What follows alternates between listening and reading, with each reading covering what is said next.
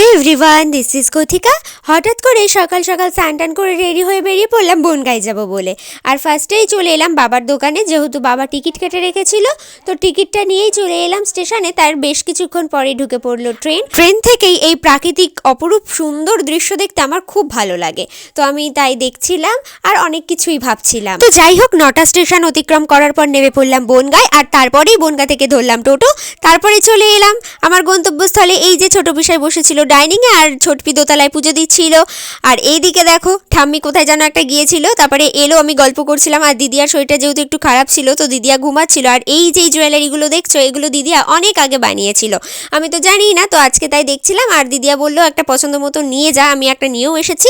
আর তার পরক্ষণেই ছোটপি পুজো দিয়ে নিচে নেমে আসার পরে দিয়ে দিল রুটি তরকারি মিষ্টি। তো মিষ্টিটার ক্যামেরা বন্দি করা হয়নি, খেয়ে নিলাম। আর খাওয়া দাওয়ার কিছুক্ষণ পরেই ছোটপি হাতে ধরিয়ে দিল একটা কমলা লেবু।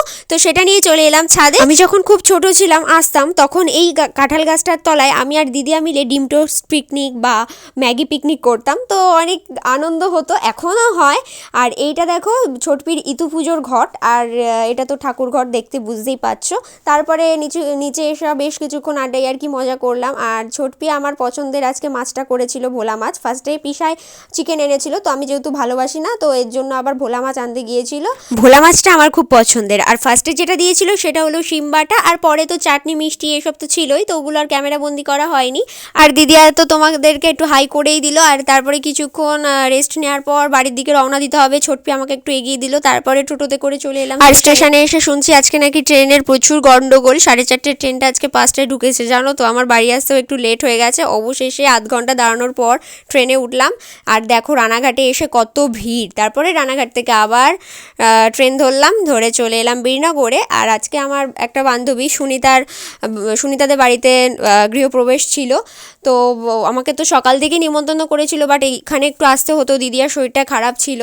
তো যাই হোক, তারপরে তো চলে এলাম ওদের বাড়িতে। একটু রাগ মতো তো ওর হয়েই ছিল, যেহেতু সকাল থেকে আমায় বলেছিল, কিন্তু আমি যেতে পারিনি। ও আমার ব্যাপারটা বুঝতে পেরেছে যে আমি সকালেই যেতাম, কিন্তু একটু প্রবলেম হয়ে যায় আর যেতে পারিনি। তো পরে রাগ মিটে গেছিলো। এই যে সেই বান্ধবী, তোমরা তো চেনোই। আর এই বাড়িতে এসে তো আমি ওয়াল পেন্টিং করেছি, তোমরা সেটাও জানো।